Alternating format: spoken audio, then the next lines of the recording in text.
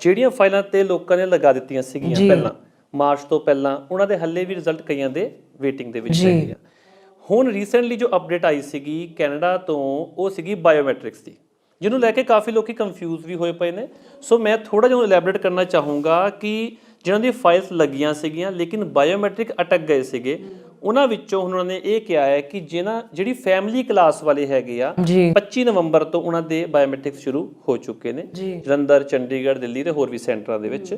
ਤੇ ਜਿਹੜੇ study visa ਵਾਲੇ ਸੀਗੇ, ਸਟੂਡੈਂਟਸ ਜਿਹੜੇ ਸੀਗੇ, ਉਹਨਾਂ ਦੇ 2 ਦਸੰਬਰ ਨੂੰ ਬਾਇਓਮੈਟ੍ਰਿਕਸ ਸ਼ੁਰੂ ਹੋ ਜਾਣੇ ਹੈਗੇ। ਹੁਣ ਇੱਥੇ ਕਨਫਿਊਜ਼ਨ ਕਿੱਥੇ ਆਉਂਦੀ ਪਈ ਆ, ਸਟੂਡੈਂਟਸ ਜਾਂ ਫੈਮਿਲੀ ਕਲਾਸ ਵਾਲੇ ਲੋਕੀ ਜਿਨ੍ਹਾਂ ਨੂੰ ਕੋਲ VFS ਪੈਂਦੀ ਹੈਗੀ, ਉਹ ਖੁਦ ਹੀ ਜਾਈ ਜਾ ਰਹੇ ਆ ਕਿ ਸਰ ਸਾਡੇ ਬਾਇਓਮੈਟ੍ਰਿਕਸ ਦੀ ਲੈਟਰ ਆਈ ਹੋਈ ਹੈ ਜੀ, ਆਪਾਂ ਬਾਇਓਮੈਟ੍ਰਿਕਸ ਕਰਵਾਉਣਾ ਚਾਹੁੰਦੇ ਹਾਂ। ਸੋ ਕੈਨੇਡਾ ਨੇ, ਹਾਈ ਕਮਿਸ਼ਨ ਨੇ ਸਾਫ਼-ਸਾਫ਼ ਇਹ ਆਪਣੀ ਵੈਬਸਾਈਟ ਤੇ ਮੈਂਸ਼ਨ ਕੀਤਾ ਹੋਇਆ ਹੈ ਕਿ ਜਿਨ੍ਹਾਂ ਲੋਕਾਂ ਨੂੰ ਬਾਇਓਮੈਟ੍ਰਿਕ ਇੰਸਟਰਕਸ਼ਨ ਲੈਟਰ ਆਈ ਸੀ ਉਹਨਾਂ ਨੂੰ ਅਸੀਂ ਖੁਦ ਇੱਕ ਈਮੇਲ ਹੋਰ ਕਰਾਂਗੇ ਜਾਂ ਮੈਸੇਜ ਕਰਾਂਗੇ ਕਿ ਤੁਸੀਂ ਅਪਾਇੰਟਮੈਂਟ ਕਿੱਦਾਂ ਪਿਕ ਕਰਨੀ ਆ, VFS ਦੀ ਪ੍ਰੋਪਰ ਅਪਾਇੰਟਮੈਂਟ ਲੈਣੀ ਆ। ਅਪਾਇੰਟਮੈਂਟ ਲੈ ਕੇ ਔਰ ਉਹੀ ਬੰਦਾ ਜਾਏਗਾ ਜੋ ਮੇਨ ਐਪਲੀਕੈਂਟ ਹੈਗਾ, ਉਹਦੇ ਬਾਇਓਮੈਟ੍ਰਿਕਸ ਹੋਣਗੇ ਉਸ ਦਿੱਤੇ ਗਏ ਹੋਏ ਦਿਨ ਦੇ ਵਿੱਚ। ਇਹਦਾ ਮਤਲਬ ਹੈ ਕਿ ਕਸਟਮਰ ਨੇ ਡਾਇਰੈਕਟ ਨਹੀਂ ਜਾਣਾ, ਟੂਰਿਸਟ ਜਿਹੜਾ ਹੈ ਪਹਿਲਾਂ ਉਹਨਾਂ ਨੂੰ BSF ਤੋਂ ਮਤਲਬ ਕਿ ਜਿਹੜੇ ਅਪਾਇੰਟਮੈਂਟਸ ਲੈਣੀਆਂ ਪੈਣਗੀਆਂ। ਬਿਲਕੁਲ, ਅਪਾਇੰਟਮੈਂਟ ਮਿਲੇਗੀ, ਫੇਰ ਹੀ ਉਹ ਜਾਣਗੇ, ਫੇਰ ਹੀ ਬਾਇਓਮੈਟ੍ਰਿਕਸ ਹੋਣਗੇ। ਠੀਕ ਹੈ। ਔਰ ਜਿਹਨਾਂ ਲੋਕਾਂ ਦੇ ਬਾਇਓਮੈਟ੍ਰਿਕਸ ਆਲਰੇਡੀ ਹੋ ਚੁੱਕੇ ਸੀਗੇ,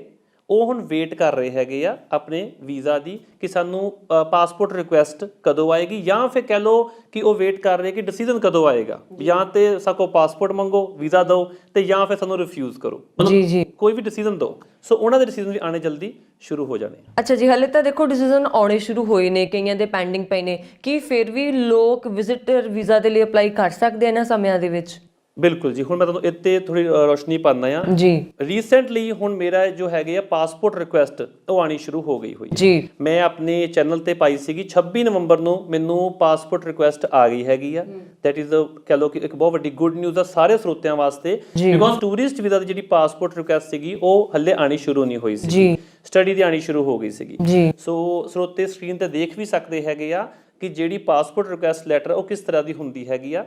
ਇਹ ਲੈਟਰ ਆਣੀ ਹੁਣ ਸ਼ੁਰੂ ਹੋ ਗਈ ਹੈਗੀ ਆ ਕੁਝ ਕਲਾਇੰਟਸ ਨੂੰ ਜਿਹਨਾਂ ਦੀ ਫਾਈਲ ਪਹਿਲਾਂ ਲੱਗੀਆਂ ਸੀ ਔਰ ਬਾਇਓਮੈਟ੍ਰਿਕਸ ਹੋ ਚੁੱਕੇ ਸੀ। ਇਹ ਵੀ ਗੱਲ ਧਿਆਨ ਦੇਣੀ ਹੋਗਾ ਕਿ ਬਾਇਓਮੈਟ੍ਰਿਕਸ ਸਾਡੇ ਅਗਰ ਹੁੰਦੇ ਹੈਗੇ ਉਸ ਤੋਂ ਬਾਅਦ ਹੀ ਲੈਟਰ ਆਂਦੀ ਹੁੰਦੀ, ਉਸ ਤੋਂ ਪਹਿਲਾਂ ਲੈਟਰ ਨਹੀਂ ਆਂਦੀ। ਕੁਝ ਫਰਜ਼ੀ ਕੰਸਲਟੈਂਟ ਕੀ ਕਰਦੇ, ਉਹ ਕਹਿੰਦੇ ਬਾਇਓਮੈਟ੍ਰਿਕਸ ਹੋਣੇ ਨਹੀਂ ਹੈਗੇ, ਹੁਣ ਤੁਹਾਨੂੰ ਡਾਇਰੈਕਟ PPR ਆ ਜਾਏਗੀ ਜਾਂ OPR ਆ ਜਾਏਗੀ, ਜਿਹਨੂੰ ਆਪਾਂ ਕਹਿੰਦੇ ਨੇ ਓਰੀਜਨਲ ਪਾਸਪੋਰਟ ਰਿਕੁਐਸਟ ਲੈਟਰ। ਸੋ ਇਸ ਤਰ੍ਹਾਂ ਨਹੀਂ ਹੈ, ਜਦ ਤੱਕ ਤੁਹਾਡੇ ਬਾਇਓਮੈਟ੍ਰਿਕਸ ਨਹੀਂ ਹੁੰਦੇ ਤਦ ਤੱਕ ਤੁਹਾਨੂੰ ਲੈਟਰ ਨਹੀਂ ਆਏਗੀ। ਹੁਣ ਲੈਟਰ ਆ ਗਈ, ਇਹਦਾ ਮਤਲਬ ਇਹ ਹੁੰਦਾ ਕਿ ਤੁਹਾਡੇ ਪਾਸਪੋਰਟ ਮੰਗਿਆ ਗਿਆ। ਹੁਣ ਇਹਦੇ ਵਾਸਤੇ ਵੀ ਲੋਕੀ ਫਿਰ ਐਕਸਾਈਟਡ ਹੋ ਕੇ VFS ਚੱਲ ਜਾਂਦੇ ਆ। ਫਿਰ ਇਸ ਤਰ੍ਹਾਂ ਨਹੀਂ ਹੈ, ਇਹਦੇ ਵਿੱਚ ਉਹਨਾਂ ਨੇ 2-ਵੇ ਕੋਰੀਅਰ ਸਰਵਿਸ ਸ਼ੁਰੂ ਕੀਤੀ ਹੋਈ ਆ। ਅਗਰ ਤੁਹਾਨੂੰ ਇਸ ਤਰ੍ਹਾਂ ਦੀ ਕੋਈ ਲੈਟਰ ਆਂਦੀ ਹੈਗੀ ਆ ਤਾਂ ਤੁਸੀਂ VFS ਨੂੰ ਇੱਕ ਮੇਲ ਪਾਣੀ ਹੈਗੀ ਆ। ਉਹ ਮੇਲ ਤੁਸੀਂ ਪਾਣੀ ਆ, ਉਸ ਮੇਲ ਤੋਂ ਬਾਅਦ ਉਹ ਦੱਸੂਗੇ ਕਿ ਤੁਸੀਂ ਕਿਹੜਾ ਕੋਰੀਅਰ ਕਿੱਦਾਂ ਤਿਆਰ ਕਰਕੇ ਕਿਹੜੇ ਐਡਰੈਸ ਤੇ ਭੇਜਣਾ ਹੈਗਾ। ਫਿਰ ਉਹ ਤੁਸੀਂ ਉਹਨਾਂ ਨੂੰ ਭੇਜਣਾ ਹੈ with passport, with letter and everything. ਉੱਥੋਂ ਫਿਰ ਵੀਜ਼ਾ ਸਟੈਂਪ ਹੋ ਕੇ ਤੁਹਾਡੇ ਘਰ ਆਏਗਾ। ਸੋ ਇਹ ਇੱਕ ਅਲੱਗ ਪ੍ਰੋਸੈਸ ਹੈ ਜੀ। ਅੱਛਾ, ਇੱਕ ਆ ਵੀ ਮੰਨਿਆ ਜਾਂਦਾ ਹੈ ਕਿ ਮੈਂ ਇੰਟਰਵਿਊ ਦਿੱਲੀ ਜਾ ਕੇ ਦੇ ਕੇ ਆਵਾਂ ਤਾਂ ਸ਼ਾਇਦ ਮੇਰਾ ਵਧੀਆ ਰਿਜ਼ਲਟ ਨਿਕਲੇਗਾ, ਬਾਇਓਮੈਟ੍ਰਿਕ ਹੋਣ, ਮੈਂ ਜਲੰਧਰ ਦਵਾਂ ਤਾਂ ਵਧੀਆ ਨਿਕਲੂਗਾ, ਕਿ ਇਹ ਚੀਜ਼ ਵੀ ਹੈ? ਨਹੀਂ ਬਰੁਣ ਜੀ, ਇਹ ਤੁਸੀਂ ਸਵਾਲ ਅੱਛਾ ਕੀਤਾ ਆ, ਕਿਉਂਕਿ ਇਹ ਕਾਫੀ ਲੋਕਾਂ ਦੀ ਕਨਫਿਊਜ਼ਨਸ ਹੈਗੀ ਆ। ਇਹਦੇ ਵਿੱਚ ਮੈਂ ਦੱਸ ਦਵਾਂ ਕਿ ਕੈਨੇਡਾ ਦੇ ਵਿੱਚ ਕਦੀ ਵੀ ਇੰਟਰਵਿਊ ਨਹੀਂ ਹੁੰਦੀ। ਇਹ ਇੰਟਰਵਿਊ ਸਿਰਫ ਔਰ ਸਿਰਫ ਹੁੰਦੀ ਹੈਗੀ ਆ US ਦੇ ਕੇਸ ਦੇ ਵਿੱਚ। ਕੈਨੇਡਾ ਵਿੱਚ ਅਸੀਂ ਫਾਈਲ ਲਗਾਤੀ, ਸਾਡੇ ਬਾਇਓਮੈਟ੍ਰਿਕਸ ਆ ਗਏ, ਅਸੀਂ ਬਾਇਓਮੈਟ੍ਰਿਕਸ ਚਾਹੇ ਚੰਡੀਗੜ੍ਹ ਦਈਏ ਚਾਹੇ ਆਪਾਂ ਜਲੰਧਰ ਦਈਏ, ਬਾਇਓਮੈਟ੍ਰਿਕਸ ਦੇ ਦਿੱਤੇ, ਉਸ ਤੋਂ ਬਾਅਦ ਵੇਟ ਕਰੋ ਰਿਜ਼ਲਟ ਦੀ। ਵੇਟ ਤੁਹਾਨੂੰ ਆਨਲਾਈਨ ਹੀ ਆਣਾ ਹੈਗਾ ਤੁਹਾਡੇ GCK ਅਕਾਊਂਟ ਦੇ ਵਿੱਚ। ਔਰ ਇੱਕ ਤੁਸੀਂ ਹੁਣ ਗੱਲ ਕੀਤੀ ਸੀ ਕਿ ਆਪਾਂ ਹੁਣ ਫਾਈਲ ਲਗਾਈਏ ਕਿ ਨਾ ਲਗਾਈਏ। ਹੁਣ ਅੱਜ ਦੀ ਡੇਟ ਦੇ ਵਿੱਚ ਅਗਰ ਆਪਾਂ ਪ੍ਰੋਸੈਸਿੰਗ ਟਾਈਮ ਦੇਖੀਏ ਕੈਨੇਡਾ ਟੂਰਿਸਟ ਵੀਜ਼ਾ ਦਾ, ਤਾਂ ਉਹ 250 ਡੇਜ਼ ਚੱਲਦਾ ਪਿਆ। 250 ਡੇਜ਼ ਯਾਨੀ ਕਿ working days, Monday to Friday, Saturday Sunday ਵਿੱਚੋਂ ਕੱਢ ਦਿੱਤੇ ਜਾਣ। ਤਾਂ ਕਿੰਨਾ ਟਾਈਮ ਹੋ ਗਿਆ ਮਹੀਨਿਆਂ ਵਿੱਚ? ਆਲਮੋਸਟ 6 ਮਹੀਨੇ ਤੋਂ ਵੱਧ। ਹੁਣ ਜਿਹੜਾ ਇਹ ਮੇਰਾ ਵਾਲਾ ਪਾਸਪੋਰਟ ਰਿਕੁਐਸਟ ਆਈ ਹੈ, ਇਹ ਮੈਂ ਫਾਈਲ ਲਾਈ ਸੀ ਅਗਸਤ ਵਿੱਚ ਔਰ ਆਇਆ ਕਦੋਂ? 26 ਨਵੰਬਰ ਨੂੰ। 4 ਮਹੀਨੇ ਬਾਅਦ ਜਾ ਕੇ ਰਿਜ਼ਲਟ ਆਇਆ। ਇਹ ਇੰਨਾ ਟਾਈਮ ਕਿਉਂ ਲੱਗ ਰਿਹਾ? Due to COVID. Due to COVID ਕਰਕੇ, ਲੋਕਡਾਊਨ ਕਰਕੇ, ਕਿਉਂਕਿ ਜਿਹੜੀ ਆਪਾਂ ਆਨਲਾਈਨ ਫਾਈਲ ਲਗਾਉਂਦੇ ਹੁੰਦੇ ਉਹ ਕਿੱਥੇ ਜਾਂਦੀ? ਸਭ ਤੋਂ ਪਹਿਲਾਂ CPC ਓਟਾਵਾ। CPC ਓਟਾਵਾ ਤੋਂ ਫਿਰ ਸੈਂਟਰਲਾਈਜ਼ ਹੁੰਦੀ ਆ ਕਿ ਕਿਹੜੇ ਸਬ ਸਟੇਸ਼ਨ ਤੇ ਉਹਨਾਂ ਨੇ ਭੇਜਣੀ ਹੁੰਦੀ ਹੈ। ਹੁਣ ਉਹ ਸਬ ਸਟੇਸ਼ਨ ਦੇ ਵਿੱਚ ਕਿੰਨਾ ਕੁ ਰਸ਼ ਹੈਗਾ ਆ, ਕਿਉਂਕਿ ਆਨਲਾਈਨ ਚ ਪ੍ਰੋਬਲਮ ਕੀ ਆ, ਹਰ ਇਨਸਾਨ ਬੈਠਾ ਫਾਈਲ ਲਗਾਈ ਜਾ ਰਿਹਾ ਜੀ। ਹੁਣ ਕਿੰਨੇ ਕੰਸਲਟੈਂਟ ਹੈਗੇ ਉਹ ਵੀ ਫਾਈਲਾਂ ਲਗਾਈ ਜਾ ਰਹੇ ਆ, ਬਟ ਕਸਟਮਰ ਨੂੰ ਇਹ ਨਹੀਂ ਦੱਸ ਰਹੇ ਕਿ ਸਰ ਪ੍ਰੋਸੈਸਿੰਗ ਟਾਈਮ ਇੰਨਾ ਚੱਲ ਰਿਹਾ, ਸਿਰਫ ਇੱਕ ਝੂਠਾ ਵਾਅਦਾ ਦੇ ਰਹੇ, ਸਰ ਮਹੀਨੇ ਚ ਆ ਜਾਏਗਾ ਵੀਜ਼ਾ ਜੀ, 2 ਮਹੀਨੇ ਚ ਆ ਜਾਏਗਾ ਜੀ, ਬਟ ਨਹੀਂ 4 ਹੁਣ ਹੋਰ ਟਾਈਮ ਵਧੇਗਾ, ਕਿਉਂਕਿ ਮੈਂ ਅਗਸਤ ਚ ਲਾਈ ਸੀ, ਉਸ ਟਾਈਮ ਘੱਟ ਸੀਗਾ, ਤਾਂ ਕਰਕੇ 4 ਮਹੀਨੇ ਚ ਆ ਗਈ। ਹੁਣ ਆਉਣ ਵਾਲੇ ਟਾਈਮ 'ਚ ਹੋ ਸਕਦਾ 5 ਮਹੀਨੇ ਬਾਅਦ ਆਵੇ। ਹੁਣ ਜਿਹੜਾ ਕਲਾਇੰਟ 5 ਮਹੀਨੇ ਵਾਸਤੇ ਵੇਟ ਕਰ ਸਕਦਾ ਔਰ ਜਿਹਦੇ ਬਾਇਓਮੈਟ੍ਰਿਕ ਹੋ ਚੁੱਕੇ ਆ, ਉਹ ਜੀ ਸਦਕੇ ਫਾਈਲ ਲਗਾ ਦੇਵੇ ਜੀ, ਮਰਜ਼ੀ ਉਹਦੀ ਆ। ਬਟ ਮੇਰੀ ਰਿਕਮੈਂਡੇਸ਼ਨ ਇਹ ਆ ਕਿ ਅਗਰ ਤੁਸੀਂ ਮਹੀਨਾ ਕੁ ਰੁਕ ਜਾਓ, ਜਨਵਰੀ ਤੱਕ ਵੇਟ ਕਰ ਲਓ, ਕਿਉਂਕਿ ਕੰਮ ਪ੍ਰੋਸੈਸ ਹੌਲੀ ਹੌਲੀ ਚੱਲ ਪਏ ਹੈਗੇ ਆ ਤੇ ਹੋ ਸਕਦਾ ਪ੍ਰੋਸੈਸਿੰਗ ਟਾਈਮ ਡਾਊਨ ਆ ਵੀ ਜੀ। ਤੁਸੀਂ ਗੱਲ ਕੀਤੀ ਹੈ ਕਿ ਏਜੰਟ ਕਈ ਝੂਠ ਬੋਲ ਦਿੰਦੇ ਨੇ, ਮਤਲਬ ਕਿ ਆਮ ਲੋਕਾਂ ਨੂੰ, ਆਮ ਜਨਤਾ ਨੂੰ ਕਿਹੋ ਜਿਹਾ, ਮਤਲਬ ਕਿ ਕਿੱਥੇ ਪੜ ਕੇ ਏਜੰਟਸ ਦੇ ਹੱਥ ਜਾਣਾ ਚਾਹੀਦਾ ਹੈ, ਜਾਂ ਕਿਹੋ ਜਿਹੇ ਏਜੰਟਸ ਜਿਹੜੇ ਨੇ ਮਤਲਬ ਕਿ ਉਹਨਾਂ ਦਾ ਆਸਰਾ ਲੈਣਾ ਚਾਹੀਦਾ, ਉਹਨਾਂ ਨਾਲ ਗੱਲਬਾਤ ਕਰਨੀ ਚਾਹੀਦੀ ਤਾਂ ਜੋ ਧੋਖੇ ਤੋਂ ਜ਼ਰੂਰ ਬਚਣ? ਫਸਟ ਆਫ ਆਲ ਇਹਦੇ ਵਿੱਚ ਨਾ ਇੱਕ ਬਹੁਤ ਵੱਡੀ ਮਾਰ ਸਾਨੂੰ ਪੰਜਾਬੀਆਂ ਨੂੰ ਪੈਂਦੀ ਆ, ਉਸ ਚੀਜ਼ ਦਾ ਨਾਮ ਹੈ ਅਨਪੜ੍ਹਤਾ। ਕਿਉਂਕਿ ਅਸੀਂ ਲੋਕ ਸਿਰਫ ਇੱਕ ਐਜੂਕੇਸ਼ਨ ਘੱਟ ਹੋਣ ਕਰਕੇ ਕੀ ਆ, ਅਸੀਂ ਵੈਬਸਾਈਟਸ ਤੇ ਜਾ ਨਹੀਂ ਸਕਦੇ। ਹੁਣ ਮੈਂ ਕਹਿ ਦੂੰਗਾ ਸਰ ਵੈਬਸਾਈਟ ਤੇ ਜਾ ਕੇ ਦੇਖ ਲਓ, ਹੁਣ ਜਿਹੜਾ ਵਿਚਾਰਾ ਪੜ੍ਹਿਆ ਹੀ ਨਹੀਂ ਆ ਉਹਨੇ ਵੈਬਸਾਈਟ ਤੇ ਕੀ ਦੇਖਣਾ ਜੀ। ਜਿਹੜਾ ਬੰਦਾ ਐਜੂਕੇਟਡ ਆ ਉਹ ਸਭ ਤੋਂ ਪਹਿਲਾਂ ਵੈਬਸਾਈਟ ਤੇ ਦੇਖ ਲੈਂਦਾ ਆ, ਸਭ ਚੀਜ਼ਾਂ ਅਪਡੇਟ ਐਵਰੀਥਿੰਗ ਦੇਖ ਕੇ ਫਿਰ ਉਹ ਖੁਦ ਅਪਲਾਈ ਵੀ ਕਰ ਦਿੰਦਾ ਆ, ਵੀਜ਼ਾ ਆ ਵੀ ਜਾਂਦਾ। ਜਿਹੜਾ ਵਿਚਾਰਾ ਅਨਪੜ੍ਹ ਬੰਦਾ ਆ ਉਹ ਕੀ ਦੇਖੇਗਾ, ਉਹ ਤਾਂ ਵੈਬਸਾਈਟ ਤੇ ਜਾ ਹੀ ਨਹੀਂ ਸਕਦਾ, ਉਹਨੇ ਸਿਰਫ ਇਹ ਦੇਖਣਾ ਕਿ ਫਲਾਣੇ ਬੰਦੇ ਦਾ ਵੀਜ਼ਾ ਉੱਥੋਂ ਆਇਆ ਸੀ, ਉਹ ਵੀ ਉੱਥੇ ਚੱਲ ਜਾਏਗਾ ਜੀ। ਸੋ ਮੇਨ ਚੀਜ਼ ਹੈਗੀ ਆ ਸੋਸ਼ਲ ਮੀਡੀਆ। ਅੱਜ ਕੱਲ ਸੋਸ਼ਲ ਮੀਡੀਆ ਹਰ ਇੱਕ ਬੰਦੇ ਕੋਲ ਆ, YouTube, Facebook, Instagram, ਤੁਸੀਂ ਉੱਤੇ ਚੈੱਕ ਕਰੋ ਕਿਹੜਾ ਬੰਦਾ ਵਧੀਆ ਕੰਮ ਕਰ ਰਿਹਾ ਔਰ ਜੋ ਚੀਜ਼ ਦਿਖਾ ਰਿਹਾ ਉਹ ਵੈਬਸਾਈਟ ਤੋਂ ਦਿਖਾ ਰਿਹਾ ਕਿ ਨਹੀਂ। ਹੁਣ ਮੈਂ ਹਰੇਕ ਚੀਜ਼, ਕੋਈ ਵੀ ਅਪਡੇਟ ਆ, ਮੈਂ ਸਿੱਧਾ ਉਸ ਕੰਟਰੀ ਦੀ ਵੈਬਸਾਈਟ ਲੈ ਜਾਂਦਾ ਹੁੰਦਾ ਕਿ ਆ ਲਓ ਜੀ ਵੈਬਸਾਈਟ, ਉਹਨਾਂ ਨੂੰ ਪ੍ਰੋਪਰ ਸਕਰੀਨ ਤੇ ਸਾਰੇ ਕਲਾਇੰਟਸ ਨੂੰ ਦਿਖਾਉਣਾ ਹੁੰਦਾ ਕਿ ਆਹ ਲਿਖਿਆ ਹੋਇਆ। ਕੈਨੇਡਾ ਦੀ ਮੈਂ ਗੱਲ ਕਰਾਂ ਤਾਂ ਪ੍ਰੋਸੈਸਿੰਗ ਟਾਈਮ ਮੈਂ 2-3 ਵਾਰੀ ਦਿਖਾ ਚੁੱਕਾ ਆਪਣੇ ਸਾਰੇ ਕਲਾਇੰਟਸ ਨੂੰ ਲਾਈਵ ਹੋ ਕੇ ਕਿ ਘੱਟੋ ਘੱਟ ਵੀ ਸਰ 248 ਡੇਜ਼ ਚੱਲਦੇ ਪਏ, ਪਹਿਲਾਂ 180 ਡੇਜ਼ ਸੀਗੇ, ਫਿਰ 240, ਹੁਣ 250 ਡੇਜ਼ ਹੋ ਗਏ ਆ। ਸੋ ਉਹ ਅਪਡੇਟ ਮੈਂ ਤਾਂ ਆਪਣੇ ਵੱਲੋਂ ਦੇ ਰਿਹਾ। ਹੁਣ ਜਿਹੜੀ ਮੇਰੀ ਵੀਡੀਓ ਆ ਉਹ ਜਦੋਂ ਕਲਾਇੰਟ ਤੱਕ ਪਹੁੰਚ ਜਾਂਦੀ ਹੁੰਦੀ ਹੈ ਤਾਂ ਉਹ ਸਮਝ ਜਾਂਦਾ ਕਿ ਹਾਂ ਵੀ ਆਪਾਂ ਹੁਣ ਨਹੀਂ ਲਗਾਉਣਾ। ਪਰ ਜਿਹੜੇ ਹੁਣ ਲਗਾ ਚੁੱਕੇ ਆ ਫਰਜ਼ੀ ਕੰਸਲਟੈਂਟਸ ਤੋਂ, ਜਿਹਨਾਂ ਨੇ ਕਿਹਾ ਸੀ ਮਹੀਨੇ 'ਚ ਆ ਜਾਊਗਾ ਜੀ, ਉਹ ਹੁਣ ਵਿਚਾਰੇ ਖਰਾਬ ਹੋ ਰਹੇ ਆ। ਬਿਲਕੁਲ ਇਸ ਤਰ੍ਹਾਂ ਹੈ। ਸੋ ਅਪਡੇਟ ਹੋਣਾ ਬਹੁਤ ਜ਼ਰੂਰੀ ਆ, ਅਸੀਂ ਆਪਣੇ ਲੈਵਲ ਤੇ ਅਪਡੇਟ ਕਰੀ ਜਾ ਰਹੇ ਹਰ ਇੱਕ ਇਨਸਾਨ ਨੂੰ। ਤੇ ਕੈਨੇਡਾ ਦੀ ਨਵੀਂ ਇਮੀਗ੍ਰੇਸ਼ਨ ਪਾਲਿਸੀ ਕੀ ਹੈ ਇਸ ਟਾਈਮ? ਵਰੁਣ ਜੀ, ਇਮੀਗ੍ਰੇਸ਼ਨ ਪਾਲਿਸੀ ਵਿੱਚ ਉਹਨਾਂ ਨੇ ਇਹ ਕਿਹਾ ਕਿ ਆਪਾਂ ਹੁਣ ਆਉਣ ਵਾਲੇ 3 ਸਾਲ ਦੇ ਅੰਦਰ ਘੱਟੋ ਘੱਟ ਵੀ 12 ਲੱਖ ਬੰਦਾ ਅਸੀਂ ਬੁਲਾਵਾਂਗੇ। ਹੁਣ 12 ਲੱਖ ਵਿੱਚ ਆਪਣੇ ਪੰਜਾਬੀ ਬੜੇ ਐਕਸਾਈਟਡ ਹੋ ਜਾਂਦੇ ਕਿ ਲੋ ਵੀ ਹੁਣ ਵੀਜ਼ੇ ਲੱਗਣੇ ਸ਼ੁਰੂ ਹੋ ਜਾਣੇ। ਬਿਲਕੁਲ, ਮੈਂ ਵੀ ਹੋ ਗਈ ਸੀ। ਠੀਕ ਹੈ, ਅੱਛਾ। ਤੇ ਹੁਣ ਜਿਹੜੇ ਕੰਸਲਟੈਂਟ ਆ ਉਹ ਵੀ ਇਹਨੂੰ ਕਹਿ ਲਓ ਕਿ ਆਪਣੇ ਹਿਸਾਬ ਨਾਲ ਮੈਨੂਪੂਲੇਟ ਕਰ ਲੈਂਦੇ ਆ। ਉਹਨਾਂ ਨੇ ਵੀ ਇਹੀ ਕਹਿਣਾ, ਹਾਂਜੀ ਭਾਜੀ ਹੁਣ ਵੀਜ਼ੇ ਲੱਗਣੇ ਸ਼ੁਰੂ ਹੋ ਜਾਣੇ ਆ, ਤੁਸੀਂ ਆ ਜਾਓ, ਅਪਲਾਈ ਕਰੀ ਜਾਓ ਸਿਰਫ ਕੁਝ ਪੈਸਿਆਂ ਕਰਕੇ। ਬਟ ਇਸ ਤਰ੍ਹਾਂ ਨਹੀਂ, ਉਹਦੀ ਬਰੀਕੀ 'ਚ ਜਾਓ, ਉਹਦੀ ਡੂੰਘਾਈ 'ਚ ਜਾਓ। ਉਹ 'ਚ ਉਹਨਾਂ ਨੇ ਇਹ ਕਿਹਾ ਹੈ ਕਿ ਅਸੀਂ ਇਮੀਗ੍ਰੈਂਟ ਸਭ ਤੋਂ ਪਹਿਲਾਂ ਬੁਲਾਉਣਾ ਚਾਹੁੰਦੇ। ਇਮੀਗ੍ਰੈਂਟਸ ਤੋਂ ਭਾਵ ਹੈ PR ਵਾਲੇ ਬੰਦੇ। PR ਕਿਹੜੇ? ਜਿਹੜੇ ਐਕਸਪ੍ਰੈਸ ਐਂਟਰੀ 'ਚ ਲੱਗੇ ਹੋਏ ਆ ਜਾਂ PNP 'ਚ ਲੱਗੇ ਹੋਏ ਆ। ਹੁਣ ਜਿਹੜੀ ਐਕਸਪ੍ਰੈਸ ਐਂਟਰੀ ਹੈਗੀ ਜਾਂ PNP, ਇਹ ਇੱਕ ਬਹੁਤ ਅਲੱਗ ਸਬਜੈਕਟ ਹੈ, ਇੱਥੇ ਆਪਾਂ ਕਿਸੇ ਹੋਰ ਦਿਨ ਵਿਚਾਰ ਕਰ ਸਕਦੇ ਹਾਂ। ਬਟ ਉਹਦੇ ਵਿੱਚ PR ਦੇ ਜਿਹੜੇ ਹੈਗੇ ਆ ਬੰਦੇ, ਨੁਮਾਇੰਦੇ ਚੁਣੇ ਜਾਂਦੇ ਹੈਗੇ ਆ। ਉਹ ਕਹਿੰਦੇ ਆਪਾਂ ਉਹਨਾਂ ਨੂੰ ਬੁਲਾਵਾਂਗੇ। ਸੈਕਿੰਡ ਅਸੀਂ ਬੁਲਾਵਾਂਗੇ ਸਟੂਡੈਂਟਸ ਨੂੰ।